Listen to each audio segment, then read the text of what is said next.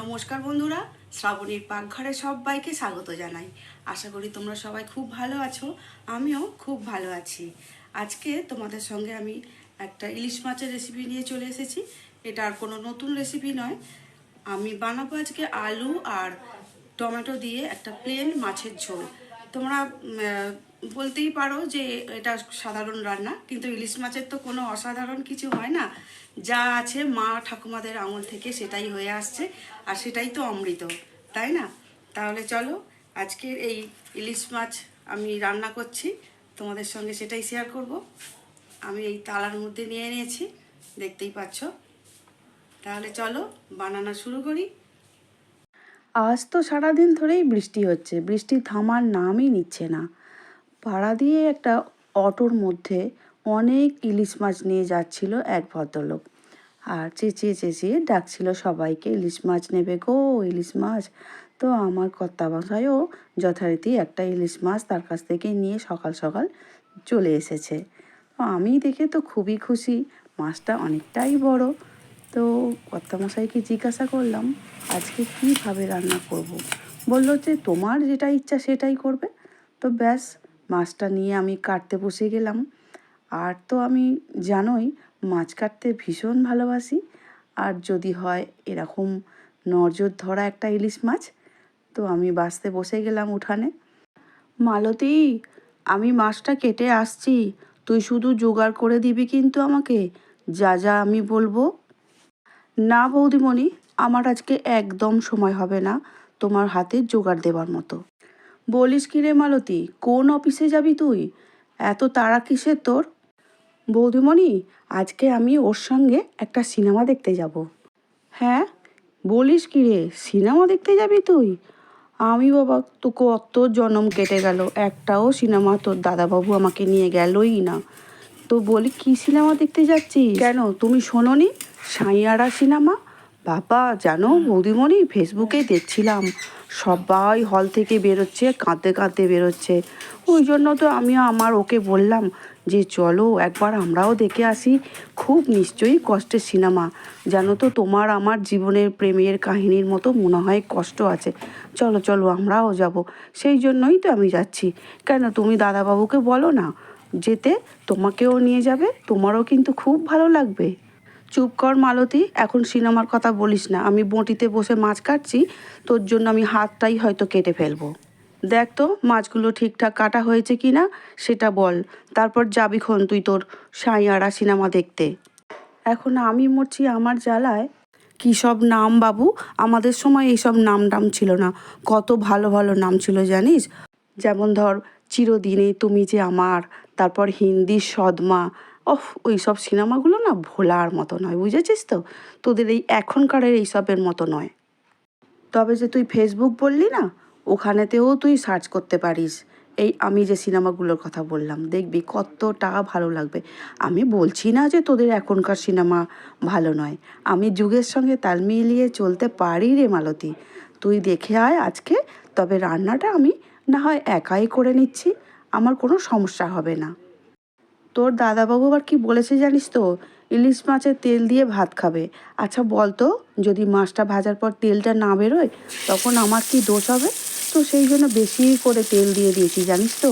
তবে যদি একটু তেল দিয়ে তেল বেরিয়ে যায় মাছ থেকে, যাই বলিস ইলিশ মাছ খাওয়া হবে, ইলিশ মাছের তেল দিয়ে গরম গরম ভাত খাওয়া হবে না, তাই কি কখনো হয় নাকি? শুধু কি তোর দাদাবাবুর ইচ্ছা নাকি, এটা আমারও ইচ্ছা, বুঝেছিস তো। আমি ভীষণ ভালোবাসি গরম গরম ভাতে ইলিশ মাছের তেল দিয়ে ভাত মাখিয়ে খেতে। হ্যাঁ গো বৌদিমণি, তোমাদের মতো এত বড় ইলিশ মাছ কেনার কি ক্ষমতা আমার আছে? সেই জন্যই আমি আর এত বড় বলছি না। তুমি যেটা বলছো আমি সেটা শুনছি, কিন্তু আমাদের তো কিছু করার নেই যে ইলিশ মাছের তেল দিয়ে ভাত খাবো ঘরে বসে বসে। আমাদের তো খাটতে হয় এবারই ওবারই, তবে আমাদের পয়সা জোটে, তবে আমাদের খাবার জোটে। হ্যাঁ হ্যাঁ, তা না হলে বুঝলাম। তুই এখন বেশ কথা শিখে গেছিস মালতী, অনেকগুলো বাড়িতে ঘুরে ঘুরে কাজ করছিস আর অনেক কথা শিখছিস, একবারও তুই আমার কথাও ভাবলি না। দেখো তো বৌদিমণি, আলু বেগুনটা ঠিকঠাক কেটেছি কি না, সঙ্গে টমেটোও দিয়ে দিয়েছি।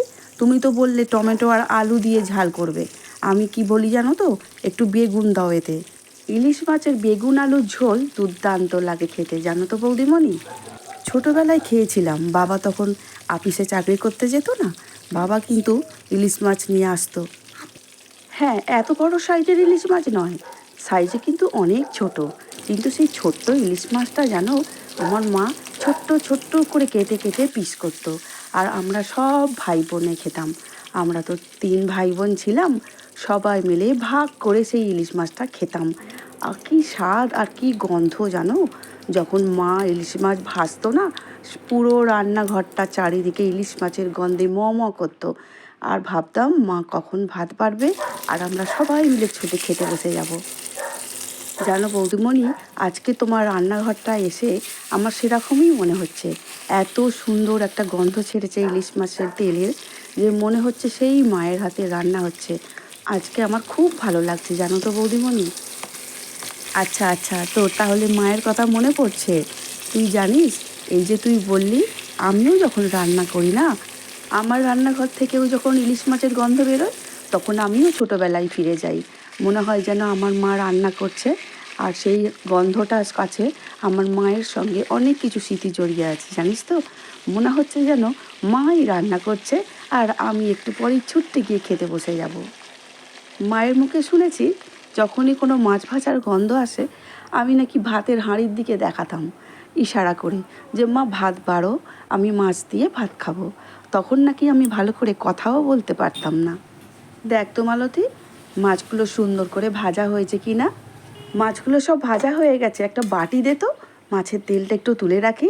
তোর দাদাবাবু আবার বলবে যে মাছের তেল একটু রাখলে না তাহলে। চামচের সাহায্যে 4-5 চামচের মতো তেল তুলে রাখলাম, আর বাকি যে তেলটা আছে তাহলে ওতেই রান্নাটা করে ফেলি, কি বলিস। ওই মাছ ভাজার তেলেতেই 1 চামচ কালো জিরে দিয়ে দিলাম। কাঁচা লঙ্কাগুলো সব মুখগুলো চিড়ে দিয়েছিস তো, কারণ কাঁচা লঙ্কারই রান্নাটা করব কিন্তু আমি। আমার ভীষণ ভালো লাগে কাঁচা লঙ্কা আর কালো জিরে দিয়ে এই বেগুন ইলিশের ঝোলটা।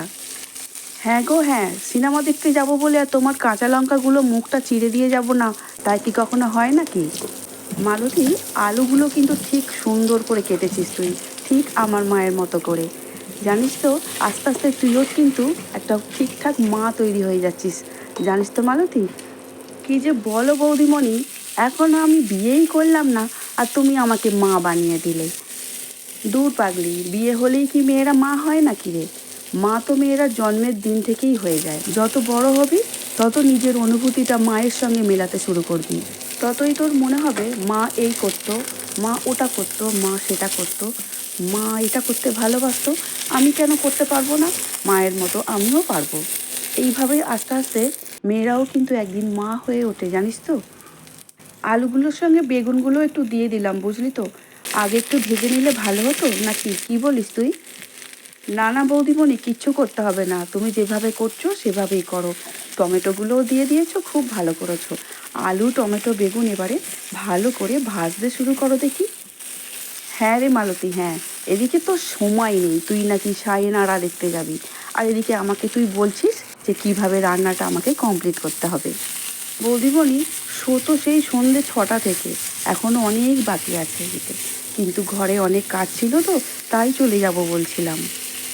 এখন তো দেখছি তুমি যা সুন্দর রান্না করছো, তাহলে একটু তো দেখেই যেতে হয়, আর সঙ্গে একটু খেয়ে যেতে হবে বৌদিমণি। কিছু মনে করো না, আমার কিন্তু ভীষণ ভালো লাগছে আজকে। জলটা একটু বেশি করে দিচ্ছি জানিস তো, আলুগুলো একটু মোটা মোটা আছে তো, সিদ্ধও হবে। তারপরে একটু আমরা ঝোল ঝোল খেতে ভালোবাসি।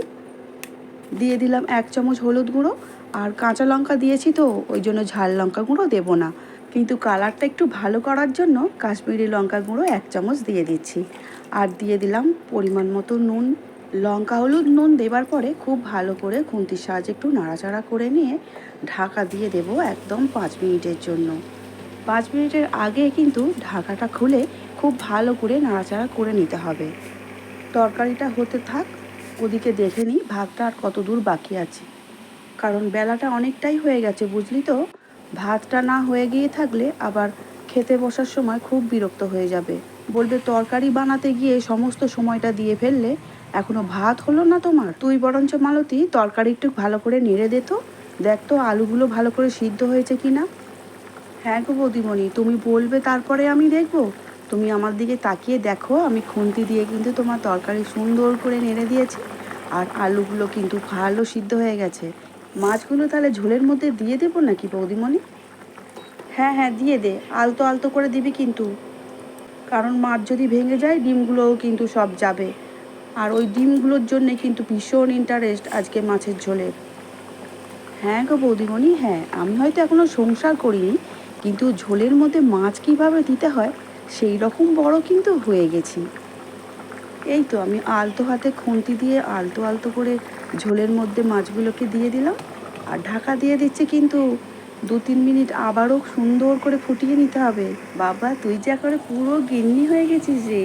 ওই দেখি তুই কিভাবে রান্নাটা করলি, মাছগুলো ঠিকঠাক দিয়েছিস কি না। হ্যাঁ দেখছি তো, সুন্দর করে তুই মাছগুলো দিয়ে দিয়েছিস, কোনো অসুবিধা নেই। ঠিক আছে, ঢাকা দিয়ে দিচ্ছি। রান্নাটা কিন্তু শেষ হয়েই গেছে, বুঝলি তো।